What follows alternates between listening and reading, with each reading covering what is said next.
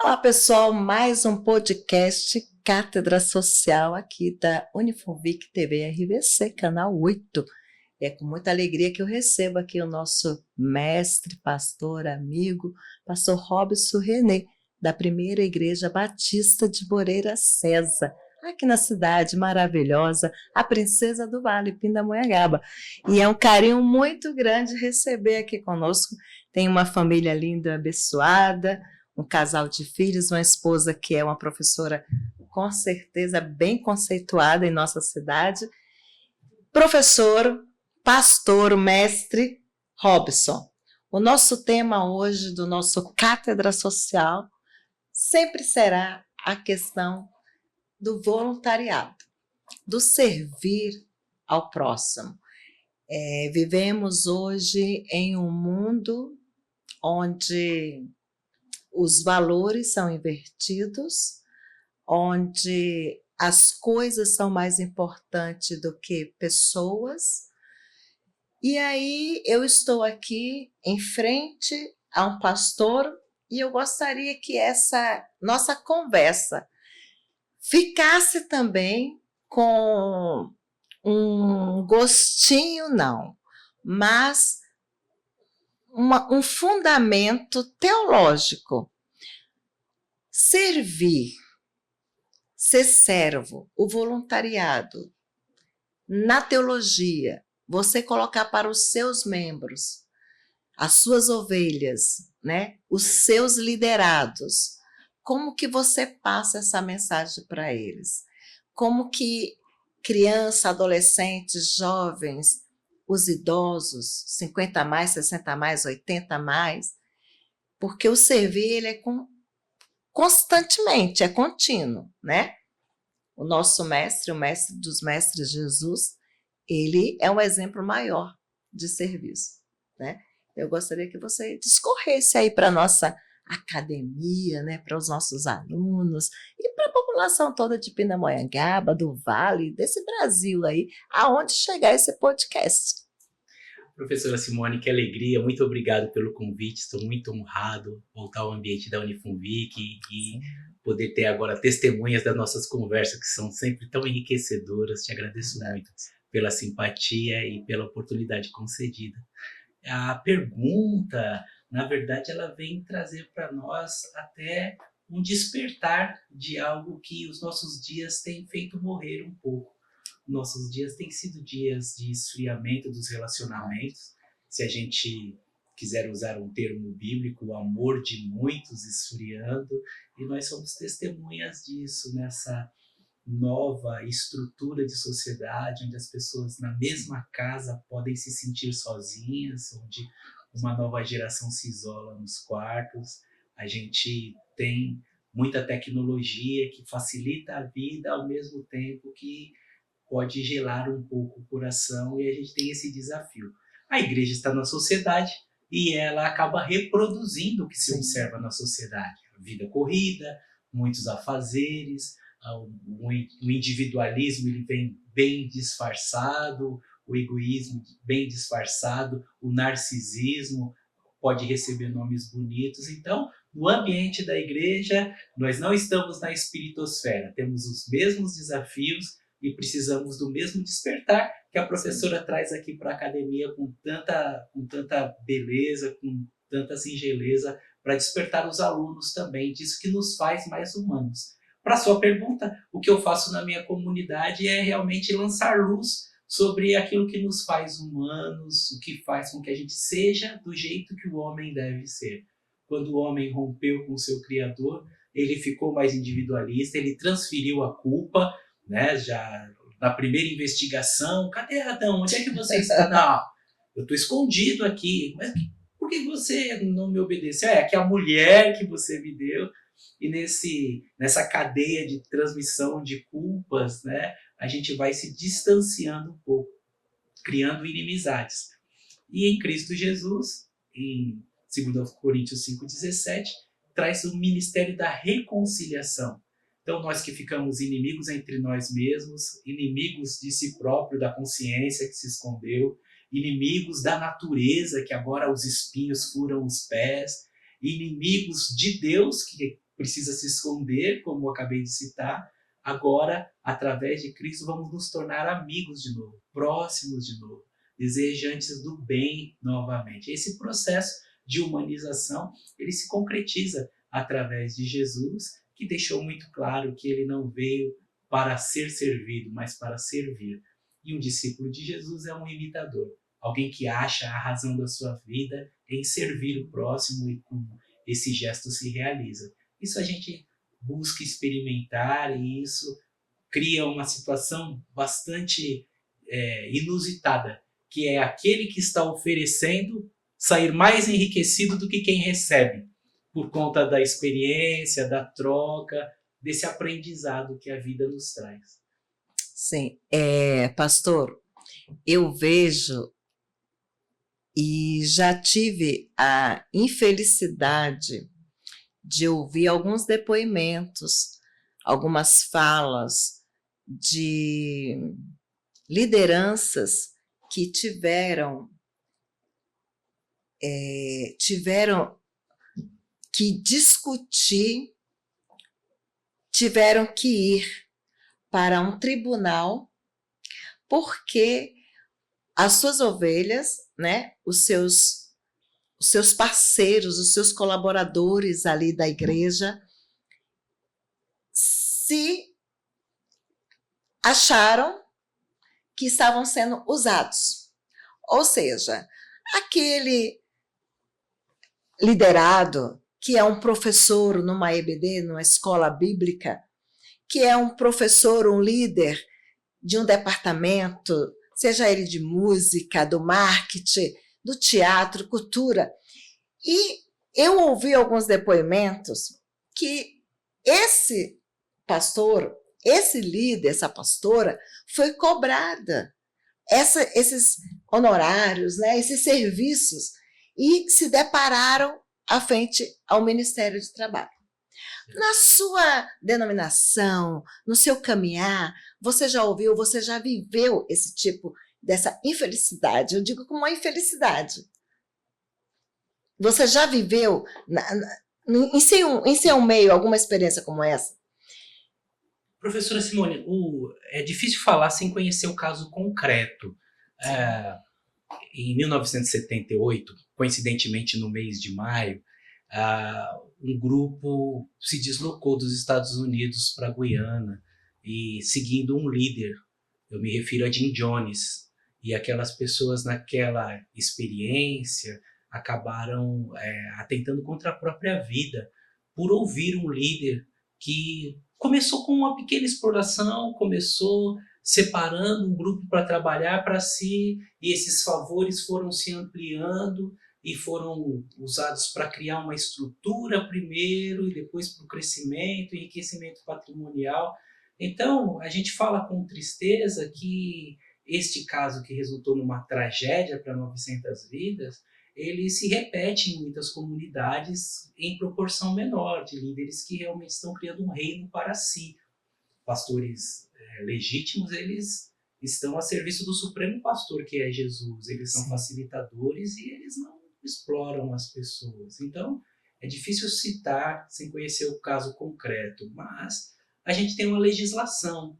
A legislação trabalhista, por exemplo, ela prevê quais são os requisitos que determinam ou que classificam uma relação como uma relação trabalhista, a questão da periodicidade, a questão da repetição, a questão da subordinação.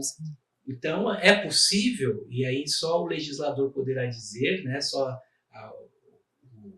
o operador da lei poderá dizer se esse caso concreto caracteriza um vínculo trabalhista também.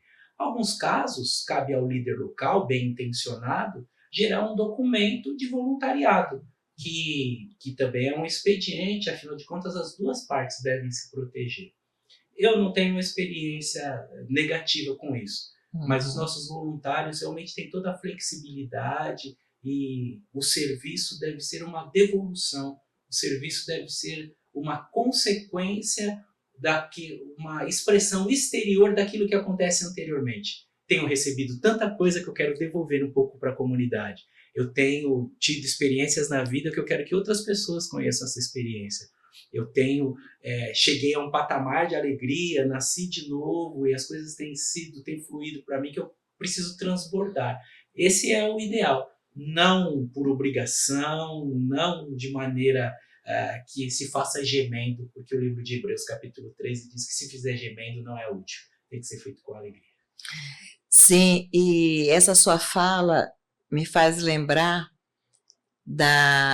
quando a gente está vivendo em meios a tantas catástrofes, né? E que a igreja ela tem sido fundamental. Ela tem se colocado esse voluntariado, agora no Rio Grande do Sul, recentemente, 2 anos, né? Que nós tivemos aquela enchente no Rio Grande do Sul e tudo. E como que as igrejas foram ao campo, tanto em ajuda mão de obra, sim, como também em ajuda de espécie, né? Com alimento, com material de limpeza.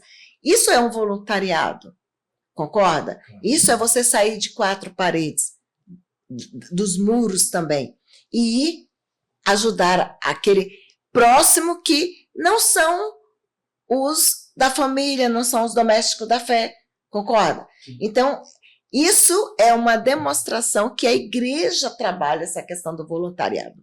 Quando eu ouvi alguns depoimentos e coloquei para você essa questão, é justamente para você esclarecer que existe a diferença de você assumir algumas responsabilidades para que os trabalhos de andamento na igreja, os departamentos, sim, voluntariamente, por uma questão de vocação, de chamado de Deus, sim ou não? Sim, né? De chamado, de vocação. E aí eu gostaria que o senhor explicasse isso para a academia, que você explicasse isso geral para a população. Qual é a diferença, né, dentro da igreja, você ser esse voluntário? O que é o chamado de Deus, né? O que é essa vocação sacerdotal? Certo, muito bem. O ambiente da academia ele é muito bonito porque ele permite fazer recortes, né, dos assuntos e até o tema voluntariado, por exemplo, é um tema bastante aberto. A gente tem o terceiro setor, onde se, de certa forma, entre aspas, se profissionaliza o voluntariado, né? Um voluntário que está subordinado a uma estrutura que vai chegar em determinado ponto. As pessoas que querem, os alunos, o mundo acadêmico, talvez estejam familiarizados com o Work Exchange, que é um voluntariado para se ter experiências internacionais. Então, você viaja para um país, trabalha como voluntário em troca de hospedagem e de comida, e isso também tem algumas relações complexas também do ponto de vista trabalhista, mas também é voluntariado. Então, a gente vai abrindo, né, ramificando o voluntariado, e a gente teria que fazer recortes. O voluntariado pontual, diante de tragédias, ele realmente traz uma visibilidade maior. Mas eu penso que a igreja tem uma contribuição muito rica quando ela cria uma cultura do voluntariado. Aquilo que não está vinculado a uma catástrofe, a um desastre, a uma tragédia, mas aquilo que cria uma natureza para que os profissionais dos mais diversos segmentos, a Unifunvic com a sua visão de universidade nos vários campos do saber, alguém pode achar, mas eu estou fazendo arquitetura e urbanismo, isso não tem nada a ver. Mas pode ter uma casa na encosta, pode ter uma moradia irregular, e ali uma família não ter a condição de organizar ou de efetivar a documentação do seu imóvel e condições mais seguras. Então, o voluntariado é uma cultura que, presente em profissionais das mais diversas áreas, cria aquilo que Aristóteles previu mesmo, relacionamentos melhores, a polis funcionando de maneira integrada. Então, essa cultura e esse papel da igreja nessa criação faz com que nos eventos pontuais a gente possa responder rápido e, às vezes, em alguns segmentos, a academia ela tem um choque com a igreja, mas à medida que se estuda, sabe-se que esse choque não deveria haver, até porque na escolástica é justamente o ambiente cristão que fomenta os estudos, a universidade, a universalização do ensino, não restringindo-se só aos nobres, no ambiente cristão e pelos valores cristãos, que a gente tem a figura dos orfanatos, o cuidado das crianças, que em alguns lugares, até sem essa influência, faz com que elas sejam descartadas. Até hoje observa-se isso em algumas culturas, principalmente crianças do sexo feminino. É o ambiente cristão que, por exemplo, não se deixa levar pelo espírito do capitalismo ao último extremo, descartando aqueles que não produzem mais. Houve um tempo na história que os velhos eram descartados porque não eram mais produtivos. E aí o cristianismo traz a figura do asilo, o cuidado com os nossos idosos. Então, a contribuição cristã no serviço do próximo e nesse serviço que não espera uma retribuição, uma contrapartida, que nós estamos chamando de voluntariado, é muito rica e o ambiente acadêmico, então, pode seguramente somar forças a esses valores maiores que são aqueles que nós trazemos no ambiente da fé, que faz com que o homem seja visto na sua condição de imagem e semelhança de Deus e valorizado a despeito do que tem, das suas propriedades, intelectualidade ou qualquer coisa. Pelo simples fato de ser imagem e semelhança de Deus, merece ser cuidado, e o voluntariado é essa mão amiga que vai ao encontro daquele que é desvalido. Eu tive a oportunidade, pastor Robson, de participar por 3 vezes, e a última foi em Campos do Jordão, uma denominação, uma igreja, ela convocou, convidou mais de 150 profissionais de várias cidades aqui do Sudeste, da igreja dele, mas aí convidou dentista, algum grupo de dentista do Rio de Janeiro, aqui de São Paulo veio enfermeiro, aí Santa Catarina não, Espírito Santo, Vitória, aí pegou Minas Gerais. Então ele pegou da igreja os profissionais que estavam disponíveis para fazer essa ação social, e vieram de ônibus, de carro em caravana, vieram aqui para Campo do Jordão. E durante aquela semana eles conseguiram construir uma igreja, certo. Levantaram, eles tinham um ônibus odontológico, que aí eu tive a oportunidade de levar os nossos alunos aqui, inclusive a minha filha foi uma das que participou dessa ação social, e eles ofereceram vários serviços ali em Campo do Jordão, naquela comunidade mais vulnerável, que não parece, mas existe. Sim, em Campo do Jordão, né? Então, e durante a semana toda, daquela semana, eles passavam no dentista e fazia também aqueles que precisavam de prótese, tinha o protético lá. Então, oftalmologista, clínico geral, pediatra, psicólogos, psiquiatra, além daqueles que também trabalharam em serviços gerais, porque tinha que limpar todo aquele alojamento e tudo, que são voluntários. Também tinham aqueles cozinheiros que faziam o alimento, as refeições para aqueles que estavam trabalhando. E aquilo ali me impressionou muito, porque eu nunca tinha vivido uma experiência daquela, vindo da igreja, né? Que muitos, é fácil a gente criticar, né? Sim. Mas quando você critica o que você desconhece, é perigoso, né? Então, a igreja, de forma geral, mundo, Brasil, São Paulo, tem serviços voluntários maravilhosos, grandiosos. Então, eu gostaria que você, já para fechar e concluir, falasse sobre o voluntariado, ou de forma geral, sim, das igrejas, deixasse aí uma mensagem para que os cristãos possam abraçar cada vez mais esse servir, esse voluntariado em servir ao próximo, estar disposto a sempre estar acolhendo. A gente vive aí infelizmente, uma pesquisa, né, sobre a questão do feminicídio muito forte. Sim. Né? Quantas mulheres precisam desse acolhimento? Quantas meninas precisam da prevenção para não chegar a fazer escolhas?